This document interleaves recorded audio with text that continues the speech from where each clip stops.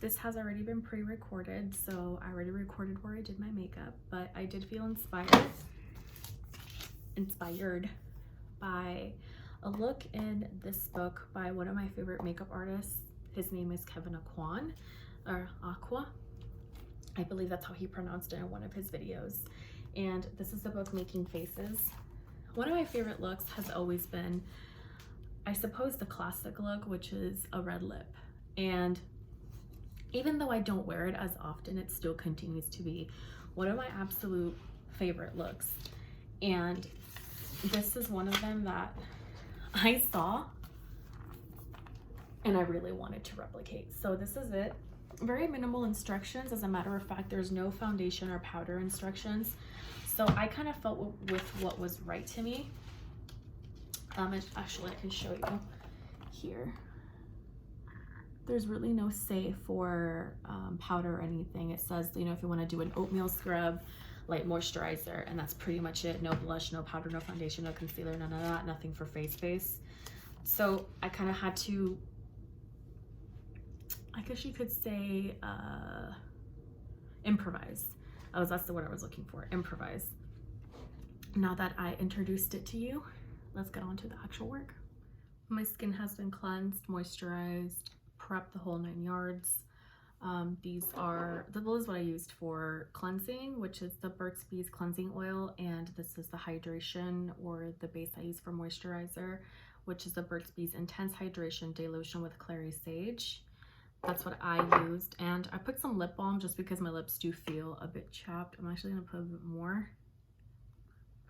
My lips do feel a little rough right now, so I did that for a bit just for prepping.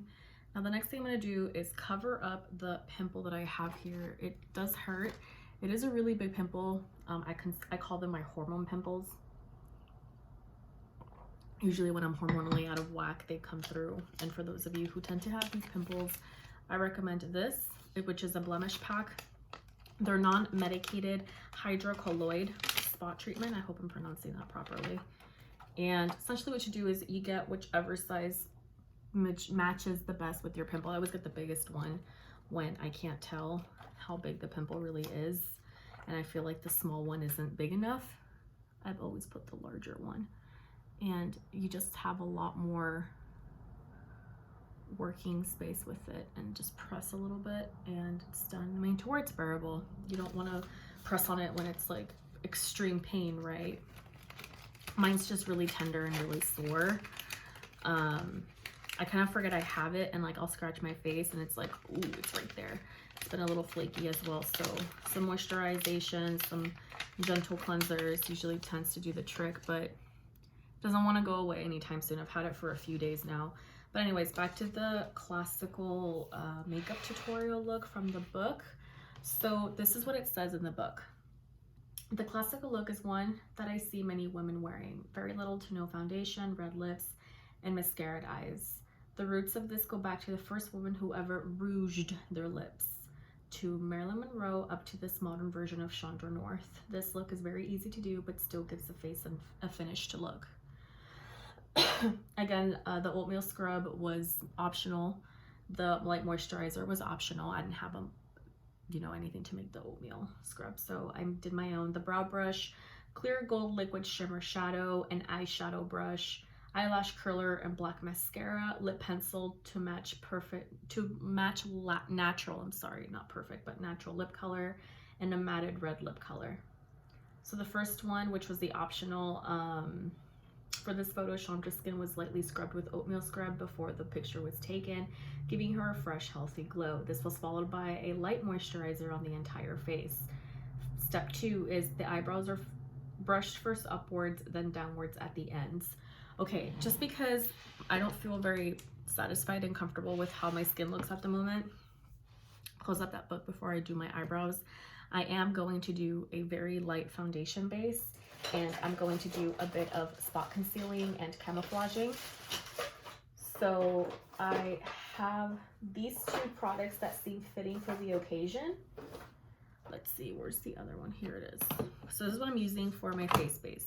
The MAC Studio Face and Body Foundation and the shade C1, and the Kevyn Aucoin, the Sensual Skin Enhancer Concealer and SX05, which is this baby. Super thick formula, really high coverage. My absolute favorite, very good. A little goes a long way.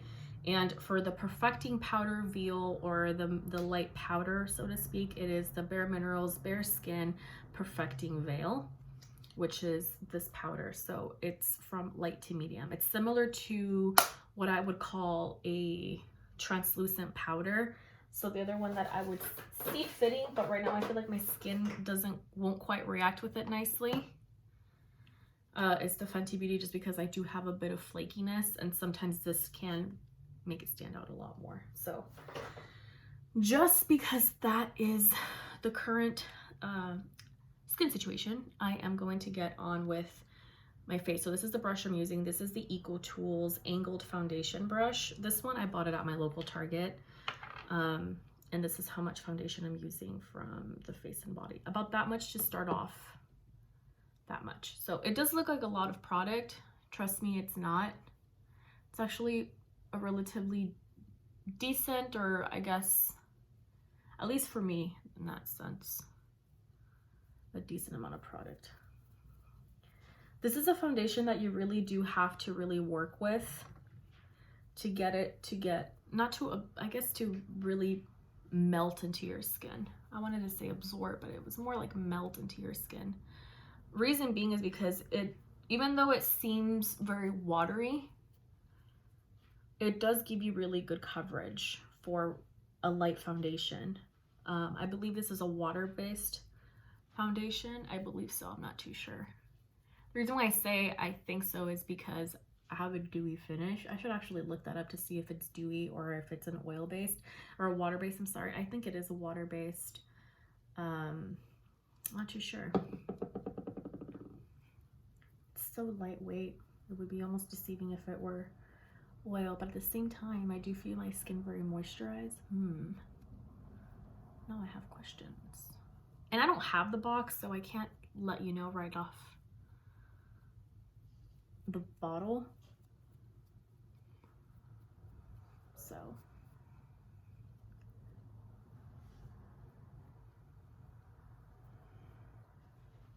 I do have to be gentle. This is actually a patch where you can put makeup over.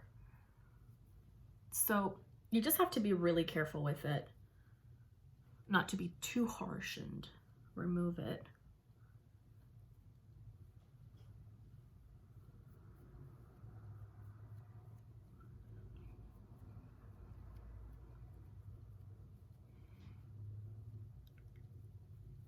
I feel like this is a good amount of foundation. So as you can see, it does give me that really nice dewy finish, really nice dewy effect. And now for a little bit of spot concealing and camouflage work. So you can see a bit of a red bump here and some redness here and there. Of course, this, I want it to blend in a little bit better. So I'm gonna do my best to get that set. I'm just gonna dip my brush, about that much of product, put it here on the back of my hand for future reference. Kind of tap it on a little bit.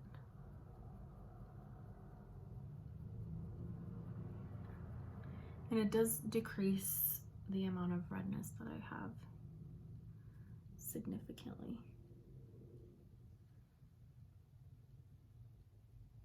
This is the Kevyn Aucoin concealer. Just so you guys know.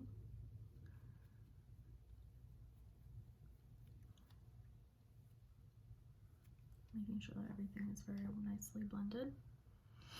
And a little bit more.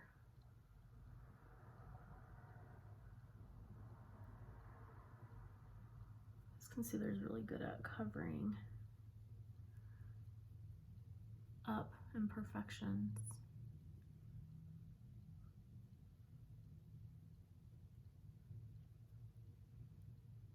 You can see almost an immediate difference. And it's with very little product. A little goes a long, long way. you need a little bit more, you can get a little bit more.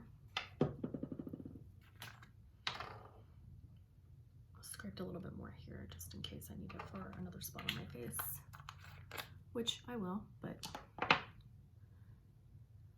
let me take off, that's a bit much here. You'd be surprised how a little really is, or really does have decent coverage. I love using a flat brush versus a fluffier brush because you can do the patting motion. It mimics your finger. So instead of like moving it around or swishing it around, I have a face itch, sorry, so I'm itching my skin with the brush. So instead of like, you know, using your finger, if you don't like using your fingers, you can use a flat brush. You just do have to keep at it when it comes to blending it in, because if you do one or two, like the product is still there. You can't really swirl it because it's a flat brush. It's kind of awkward to do. So it's almost like you're literally painting in a way. So pretend that your skin is a literal blank canvas. You have your acrylic base or like your acrylic base paints or whatever it is that you have. And you want everything to look relatively uniform, but yet realistic enough to where the point it's not like a Renaissance painting. You don't want it to look artificial or too heavy.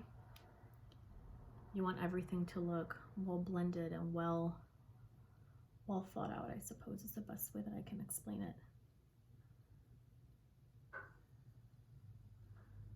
So I find this process to be maybe a little bit longer than necessary just because I tend to use a sponge, but because I am using brushes, because I am following Kevyn Aucoin's signature look, which is the no makeup.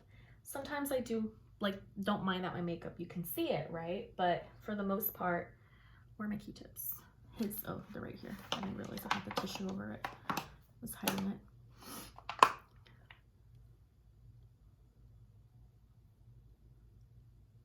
So Mr. Aucoin look, signature look, and his artistry was known for being very minimal, the no makeup look, which at the time was laughed upon and kind of like seen as like, oh, you gotta be serious, you can't be serious. But it eventually got traction and it's still one of the most coveted looks today. That's what you see on the runways nowadays. So now I'm gonna use that same concealer and put it on the little blemish patch, just so I can have a bit more of a base here, because I am gonna powder my face.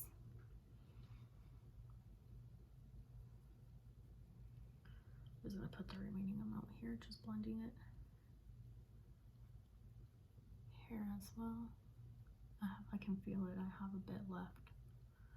I tend to have redness in my nose area. I feel like a lot of people tend to have a lot of redness around their nose.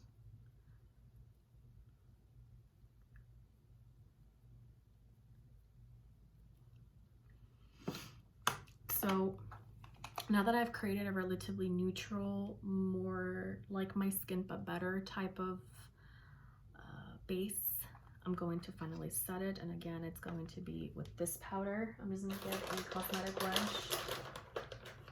I personally prefer using sponges to set very light powders like these. Brushes are nice, but there's something about sponges that I feel like they give me a lot more control. And you can see more or less what you're doing. Like you can actually, even though it seems like it's a heavy hand, it's not really. I feel like it's not. I feel like I get more of an airbrushed look versus with brushes. It really depends on the actual look, what you're going for, what you're looking for. So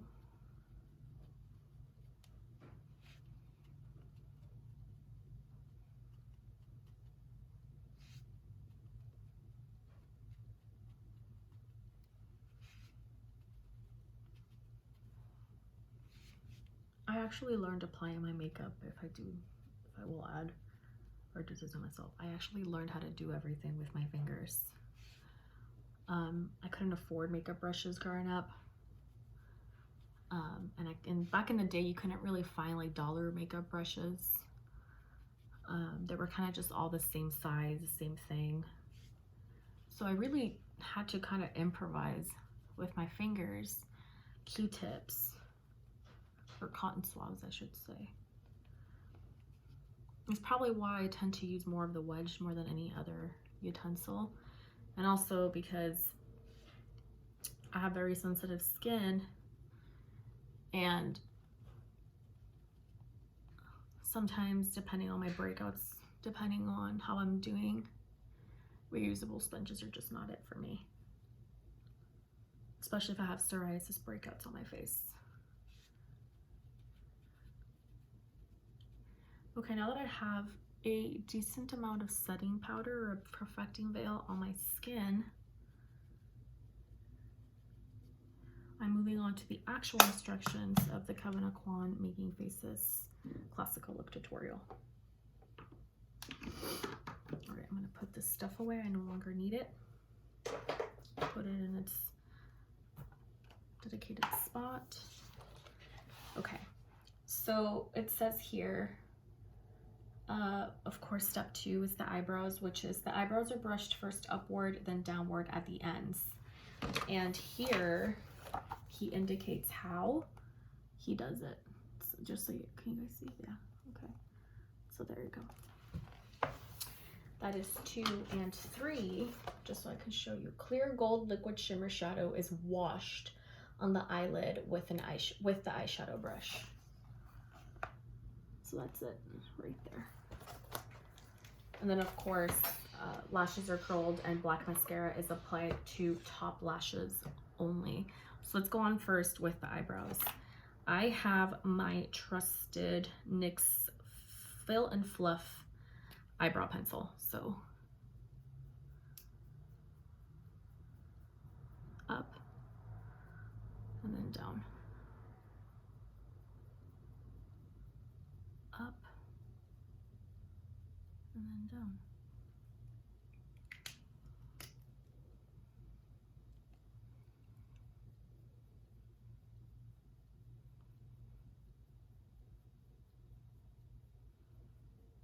Now I'm filling it in with a black pencil. I feel like that looks perfect. I don't think I'm gonna brush it out.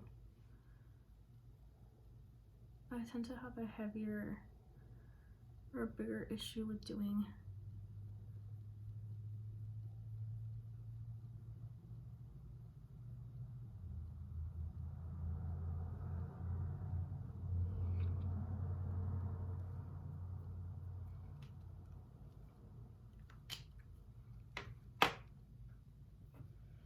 There you go. So the eyebrows to me look fine the way they are. I'm not gonna brush them just because that's more or less what they look like in the picture.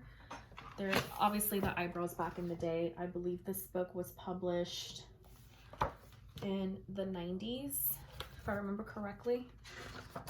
I bought this book from a thrift store. So it's 97. Yeah, it's from 1997. Ooh, I hit myself in the face with the book. So this is the eyebrow of the 90's. There you go. So that's more or less what it looks like. So I'm not gonna brush them. I'm gonna keep it the way it is. Ooh, this little sticker's kind of moving a little bit when I talk. Now for the eyeshadow, I don't have a liquid shadow per se. I am gonna make my own just for the sake of, you know, more or less getting the most realistic application and look for what the instructions or tutorial ask for. So I'm splitting a piece of my tissue here. This is a regular literal Kleenex. I did use it earlier, so I'm going to brush off a bit of the excess and the wetness of this brush, and I'm going to clean up my little mixing dish here, and I am going to get my mixing medium from MAC. You can use a setting spray for your face, for your face makeup. A glitter base, I'm not too sure about that. It might actually just make the eyeshadow look like actual shadow, and it might make it look very glittery. So you do want something that's subtle. Water depends. I personally would recommend something that's a bit thicker. The Burt's Bees setting spray is really nice for that. Something with hyaluronic acid and aloe, which they both have, they tend to work the best. See how it's a little thicker? It almost reminds me of the consistency of the mixing medium from MAC. So I spray a little bit, not too much. Oops, I'm gonna just clean the tip off here. I'm gonna put it right there. Now with the same brush, I did get on purpose this type of brush, you know, kind of flat, hard plastic. So there you are. I am gonna scrape some off. This is my MAC Art Library palette. Scraping a little bit off just so I can get it. I dipped it both sides. Now I'm drying it off a little bit on one side only. Picking up the powder or the shadow, the pigment, whatever you want to call it. On the back of your hand, you want to mix it. See how it still looks like a shadow? Then you want to increase the wetness. See the difference? You want it to look really sheer. Not necessarily super wet, right? The brush, I mean, when you're gonna put it on your eye, but you do want it to be very sheer. Just so it doesn't look heavy on your eyelid.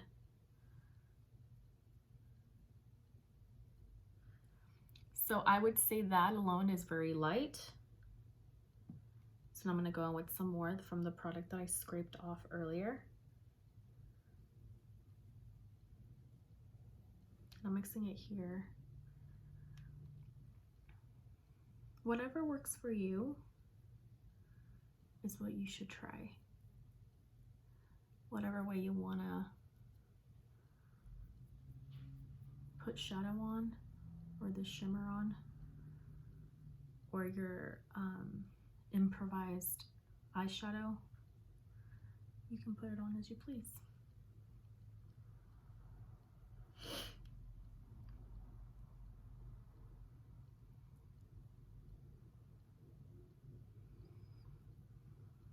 I'm gonna need a little bit more.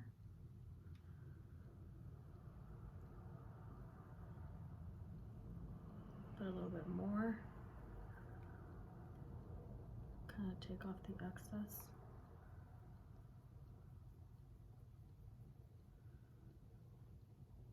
I want to make sure they both have the same amount of shimmer. It's just a wash, so it doesn't have to be absolutely perfect. Let me do more of a close-up. This one has a bit less right there.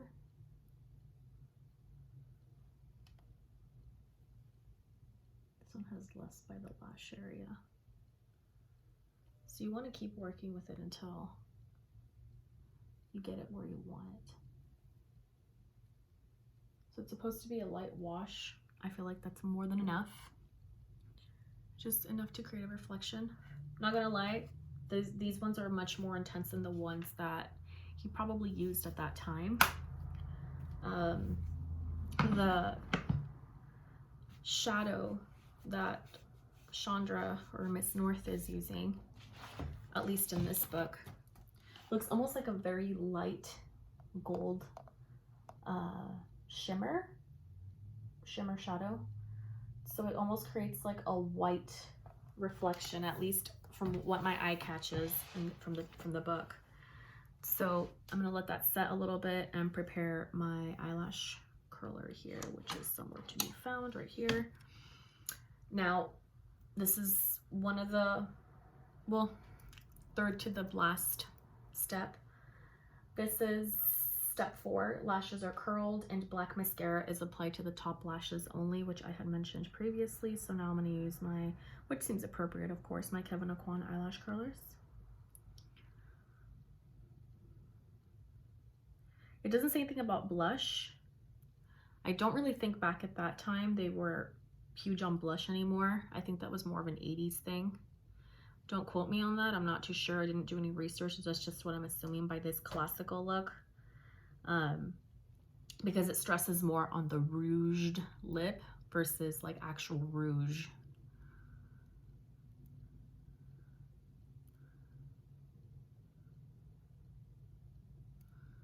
So I'm making sure my lashes are very nicely curled. I wish I still had some of my Kevyn Aucoin mascara, but I used it up already a few months back. Which is actually a really good formula, if I do say so myself. Now I'm using my Julep Length Matters Buildable Lengthening Mascara in the shade Jet Black. I'm not gonna lie, this is actually one of my favorite mascaras. You can find it at your local, I found it at my local Target, so you might be able to find it at your local Target as well.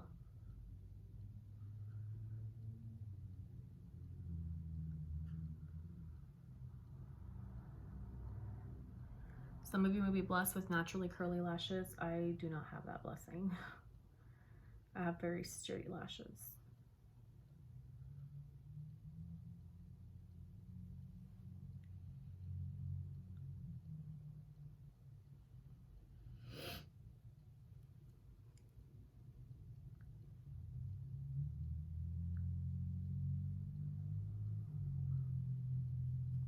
Okay, let me just take off this loose lash that's stuck on the wand there. There you go, that's much better.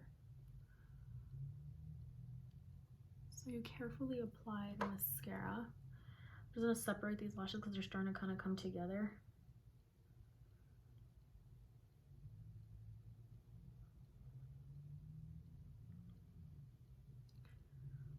And that is one coat only of mascara. That's what it seems to be. He does not specify whether it's 1 or 2 coats. I guess it's really open to your preference is what I'm getting from that. I just did 1 coat because it seems proper. I don't want to get spidery lashes. So now I'm using a red lip liner. I do not have a lip liner that matches my lip shade anymore. I finished it a while back. Never bothered to get one again just because, I don't know, I tend to aim for pinks or reds or just absolute nudes. There's really no in between. So I'm actually going to go with a lipstick that matches the actual lipstick itself, or at least try to match the shade closest that I can actually. So this is a lip liner from NYX lip liner line, which is the shade Red Tape.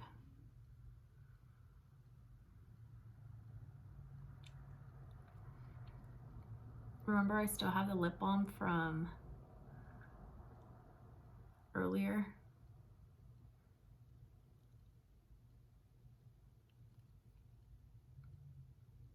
That's why it's gliding on so easily. Normally it would have been like a pain. Ooh, excuse me.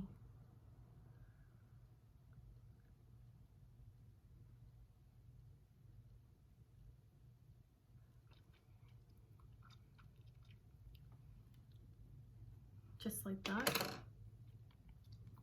That's how I spread my lip liner. Now the lipstick I'm actually going to use, which is a matte red lipstick. It is from the Fenty Beauty line, Matte Micelle. I have other reds, but they're not matte necessarily. It's a semi-matte, and it is not really a red either. It's more of like a berry color. I had depotted this shade, or these lipsticks a while back. This is from the Chanel Rouge Allure Velvet line. It is La Fascinante, shade number 38. So see the difference between, like, this is more of a berry, that's more of a true red.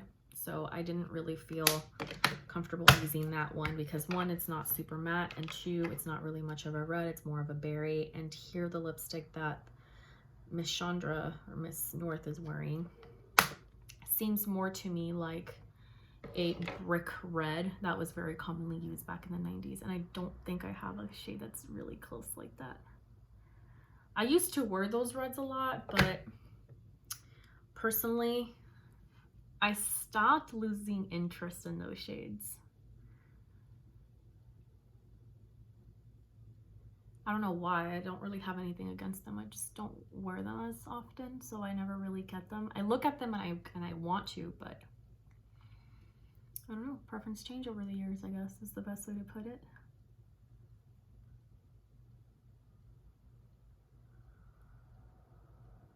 Of course, you always want to follow, before I forget, you want to follow your natural lip line. If you want to outline a little bit, you may. I love that Mr. Aucoin here is not very preachy, kind of leaves things to open to interpretation or open to your own preference of liking.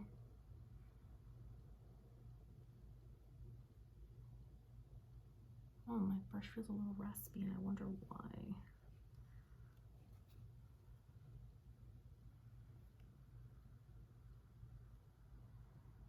So I put about 2 coats worth of lipstick.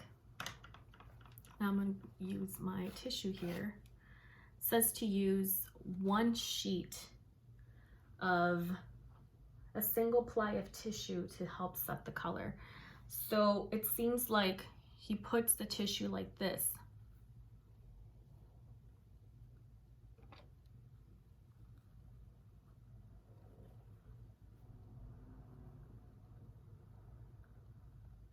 I guess that's an awkward way to put it because I ripped the tissue.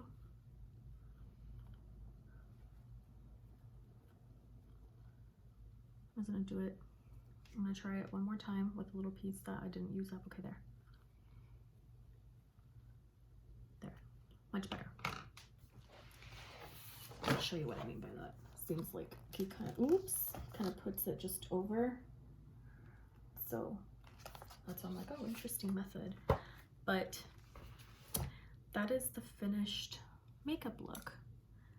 I did pretty much almost everything. I can't say everything, but most of everything. This is actually a very easy look to do if you're not sure what to do, or if you have like a very last minute place to go to and you don't really know how else to do your makeup and you don't want something that's super intense or very complicated. And I think he mentions that on this page. He basically states makeup looks do not have to be complicated to be effective. And I absolutely agree with that. So it's here at the top of the page. Real nice, very good detail. So that is it. I apologize for the length of the video. I kind of had to talk so I wouldn't be just awkwardly silent the entire time. Well, with that being said, I hope you guys enjoyed it and take care. Until next time, guys.